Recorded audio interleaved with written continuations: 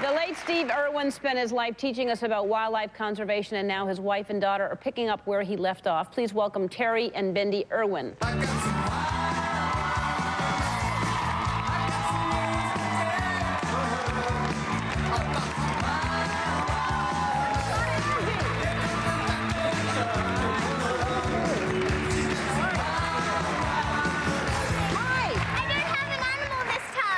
I don't have an animal this time, so now I can just dance. Right, you didn't want to lose the animal last time. So exactly. Right, well, now I don't want you to ever have an animal in your hand when you come out.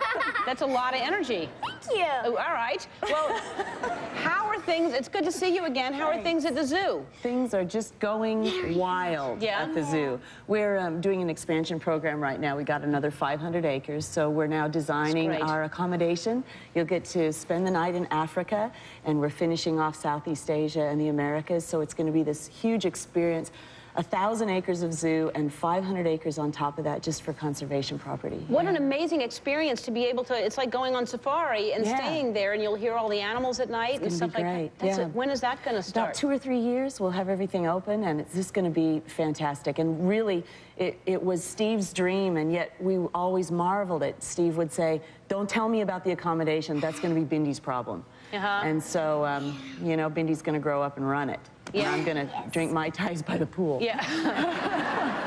And there's Steve with the little baby elephant. That's so fantastic. Do you live there now? Do you live on the property now? We do. We live at the zoo, and I'd go out and hang clothes on the line. And when Robert, Bindi's little brother, was really tiny, he was kind of intimidated because you can hear the tigers roaring. And they don't go roar, they go, oh. And so he goes, yikes, the tigers are roaring. And I'd say, no, they're saying, Robert. And then he went, oh, and was cool with them. He wasn't scared anymore. Oh, as long as they would say his name, that's okay. Yeah. All right. He was fine with it then. I guess that makes sense. And you're horseback riding. Yes, I am. It's so much fun. I remember the first time my teacher, Miss Emma, I stole her off of preschool. And now I do homeschool with her, but she knew I loved horses and ponies. I have a craving for them. I love them so much. They're great. You know how people have a craving for food? Right. I have a craving for horses and ponies. I understand. Yeah, Portia has that same craving. People who love horses love horses. Do you ride Western or I ride English. You do ride English? Yes, and it's so much fun.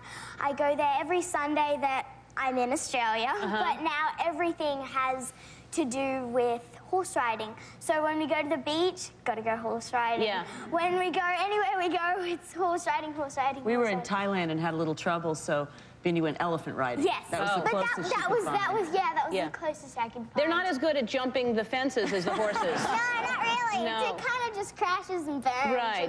You know, the pickets just kind of fall over. And is that what you want to do? Do you want to jump?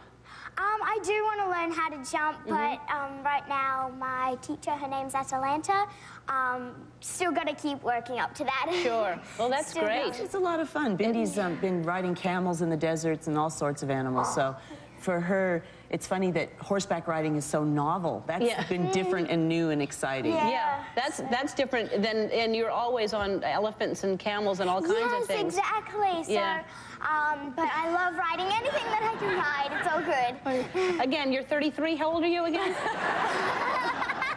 All right, so tell us about, it's Aussie Week, right? Tell us about that. It's true. It's all about Australia this week. We're with G'day USA and inviting everyone to come to Australia. It's a showcase all week long of everything Australian, the wine, the food, the entertainment, the culture. And of course, I'm here to talk about the wildlife. And the wildlife in Australia is the most unique in the entire world. Everything's got a pouch. We've got crocodiles, the biggest reptile on the face of the earth, the 11 most venomous snakes in the world. It's a fantastic country. So everybody's coming down under to experience what they love most. And for me, of course, it's all about Australia Zoo, giving people the opportunity to hug a koala and feed a kangaroo and do the things that you really want to do with wildlife.